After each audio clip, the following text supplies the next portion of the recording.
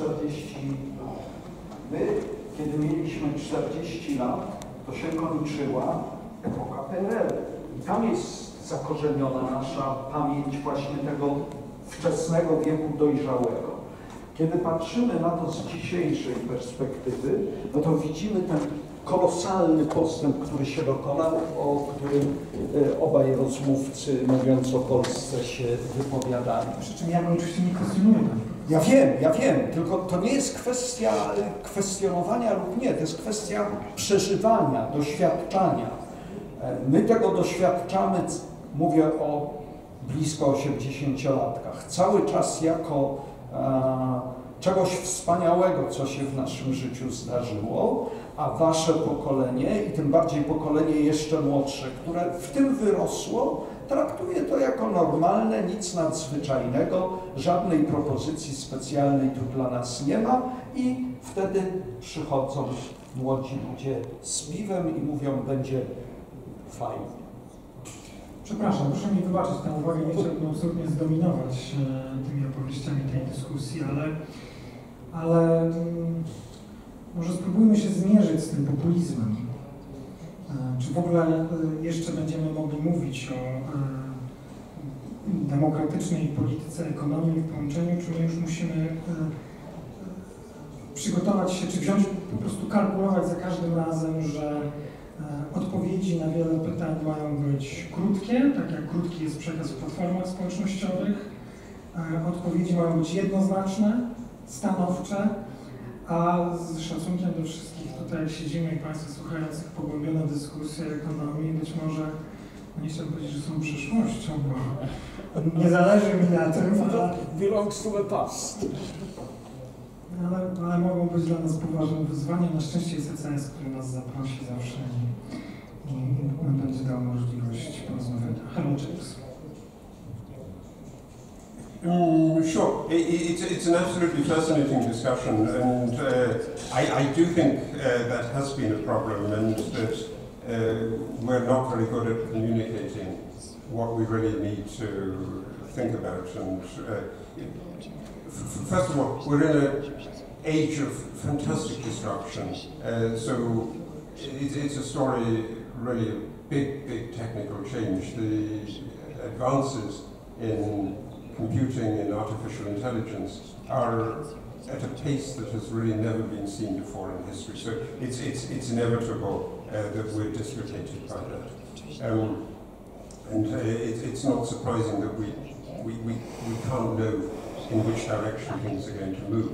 And secondly, I think the point that emerged with the debate that we had just now is enormously crucial, that we see all of this through the lens of the past, and we have the impression of a particular generational experience, and that was your point about the experience of different people, different social types in the 1990s, and it looks different from different generations. I mean, maybe I should add just one more thing to that, as a historian who likes to think also in terms of long legacies, and not just the legacy of what we live and what we experience in our own age. But there's something, maybe there's a legacy of this in the Polish psyche that produces some of this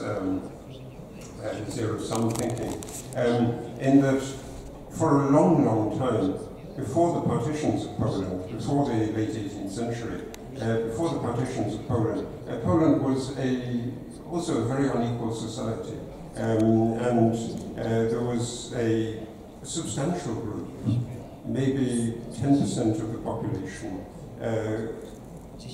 who were classed as gentry or aristocracy. So it's an unusually large proportion in terms of comparison with other European countries. So in Germany or in France, the aristocracy was much smaller.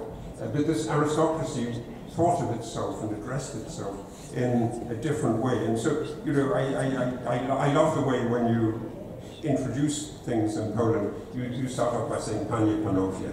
And this concept of państwo, that there's a kind of ruling group that we feel part of, is set against a people who, a vast majority in the old Poland before the partition, who were excluded from that, who were peasants, and who were subject to the jurisdiction of the manorial lords, and were often paid very little, paid in kind, and they were the Habsburg. And that kind of legacy is, I think, in some ways still with you. That there's a feeling that this is an unequal society when you should be thinking more about the opportunities that really you have. And that's why at the beginning, in the opening remarks, I wanted to try to think about the ways in which a really genuine technical transformation that we're having at the moment can be used to the benefit of everybody, to bring more people in, and to make sure that we're all pants full together. I would like to add or pick up on one thing that both of you said, and that is we need optimism to move forward. So there's got to be some belief that we can actually, we as a society or as individuals or as a group can actually achieve progress. And if we don't have that belief, we won't cooperate, we won't really work, and we won't thrive. There was a recent poll, an international poll, where people were asked whether they thought that the next generation would be better off. And the two countries that were performing worst were France and Germany. So two relatively rich countries, or still rich countries, that didn't have much growth in recent years, as I said. In France, it was just 9% of respondents who said that the next generation is going to be better off. In Germany, it was 14%, and it was a minority in all the countries that were covered. I think with the sole exception of, I'm not sure about China, but I'm always skeptical about polls taken in China. So you asked, what can we do to counter populism? Can we, or should we talk just in snippets and tell simple truths as well? Well, I'm not really sure about that. But of course, we have to, and this is what I tell my students, or what I work on with my students, is how to make stories relatable, how to make bigger economic, social developments relatable, and how to break them down to the real life experience of people. I would think that the really important thing, and I think this was really missing this morning in the debate, is that the economic results of authoritarian government are really worse. Not just on average, but in basically every case you look at. There's corruption, you can really, there's a very, very strong evidence for that. There's corruption, there's central banks aren't independent anymore, so they produce more inflation, growth is coming down, people are emigrating, and so forth. And you see that in country after country after country. There's a great study done last year by an economist from the Kiel Institute for the World Economy, that show that for hundreds of cases, basically. It was very well published. We did, and look at the US. I mean, the democracy is not just, or the freedoms that come with, are not just, a privilege or something that we consume, but they actually grant, or they should grant, better government. Look at what's happening in the US right now. I mean, Trump is kicking off this trade war and announcing tariffs without due process, without the regular legislative process in government, where all kinds of, in the process of deliberation, all kinds of information comes up, and all kinds of interests should be reconciled, and in the end you'll have a law that actually works. This is not how it's happening now. There's just one guy who's acting on his impulses without knowing what the consequences are, and then he has to pull back time and again. Maybe it's this taco thing that if the market's reaction is strong enough, he's going to pull back. But it's also there's just not enough information there. And democracy may be slow, legislative processes may be slow and often too slow, but they're on average and in the long run especially better. I mean, look at, you were working for the Polish Central Bank. I mean, when you look at what currencies we use internationally, it's not the yuan, it's not the Chinese currency. Why? Because they don't have a rule of law, they don't have dependable and reliable institutions, and so forth. The West still has that, and we've got to fight for that, because we're actually doing better than that. Just one remark concerning zero-sum thinking. You're absolutely right, Harold. I would say there's two modes of actually behaving, and it has a lot to do with how we perceive the situation that we're in. When we believe that we're competing over a fixed set of resources, a fixed pie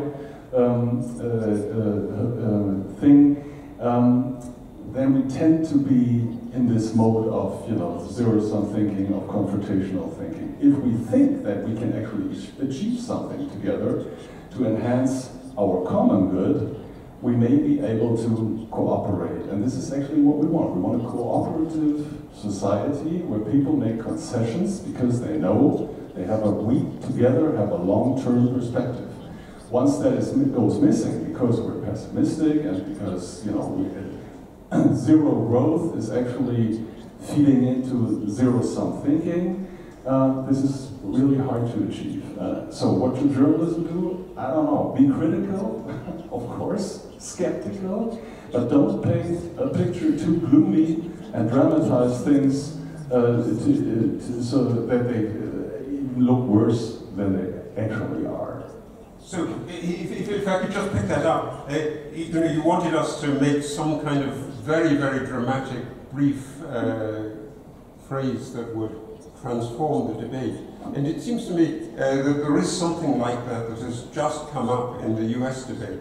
There's a book, it's a pretty technical and dry book that became a surprising bestseller by New York Times journalist Ezra Klein.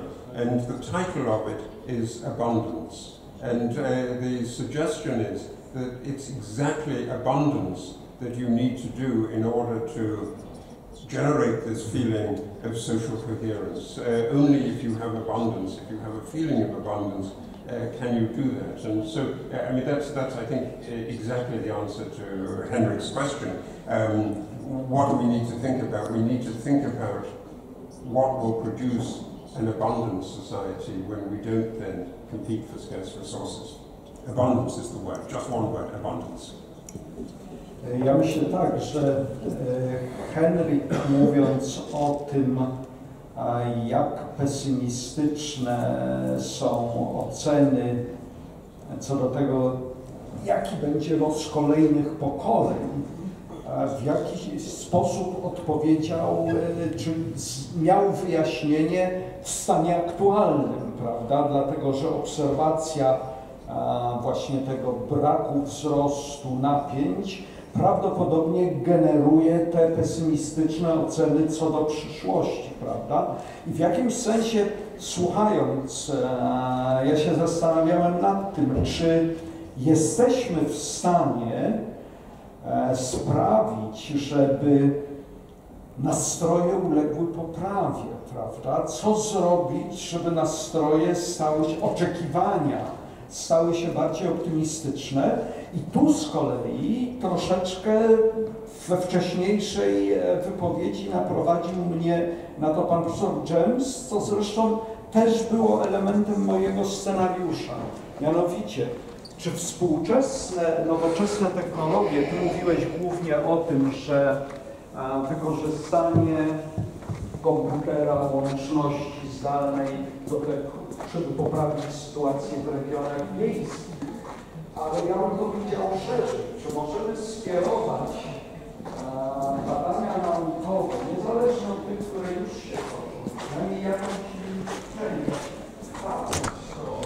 No tutaj mówiąc o przyszłości świata, Europy, no ciekawa dyskusja jest w językach angielskim i polskim No ciekawe, co z tego wyniknie. Pozdrawiam, Pomorska Telewizja Narodowa, Europejskie Centrum Solidarności dla Was. Dziękuję bardzo.